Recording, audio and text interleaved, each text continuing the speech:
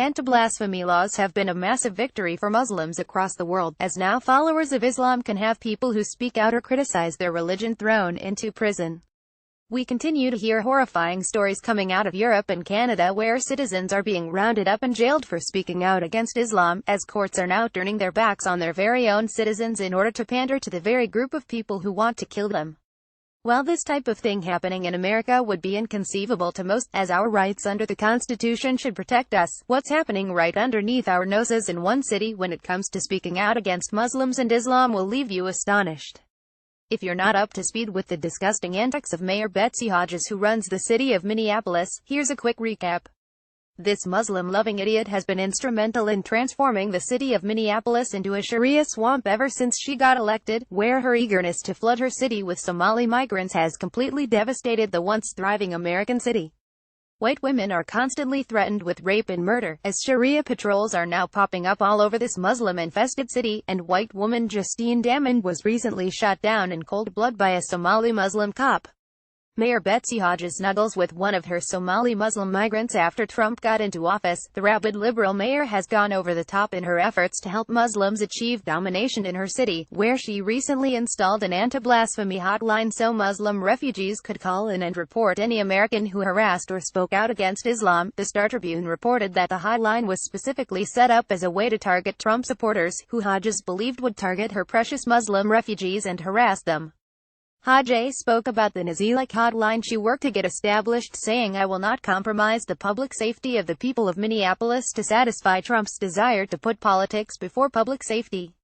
Minneapolis is being built and strengthened by people from all over the world, and I am grateful for their commitment to our city. I stand with them today and will continue to take that stand as the president-elect prepares to take office. But the city of Minneapolis is only one area of the country we should be concerned about." Muslim-loving politicians have been working overtime in recent months to get anti-blasphemy laws passed through the Senate and through Congress, laws that would have enormous implications on our First Amendment rights if passed. Rubio left MK co-founder and al-Qaeda-linked terrorist Karim Waheed writes, "Several weeks ago, we exposed how treasonous anti-American moron Marco Rubio was working with al-Qaeda terrorists through the Muslim organization Emerjusa to get a bill passed through the Senate that would make speaking out against Islam a hate crime, that astonishingly passed the Senate back in April." Creeping Sharia reported on April 4, 2017, the U.S. Senate passed Senate Resolution 118, condemning hate crime and any other form of racism, religious or ethnic bias, discrimination, incitement to violence, or animus targeting a minority in the United States. The resolution was drafted by a Muslim organization, MK, formerly Emerjusa, and the Muslim Public Affairs Council (MPAC). Although Senate Resolution 118 was passed earlier this year, we still have time to defeat the House version of this anti-blasphemy law, that now sits in Congress as Resolution 257 with a similar verbiage. Read a copy of the resolution here.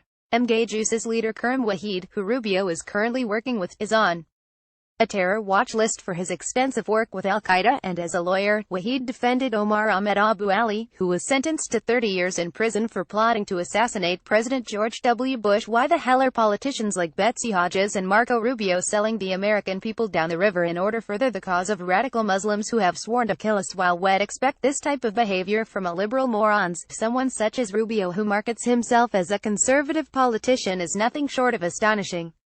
It's becoming more and more evident that no matter what political affiliation these politicians claim to represent, we must keep a close eye on all of them, as many of them are in bed with Muslim terrorists, and the safety of the American people is the last thing on their anti-American agendas.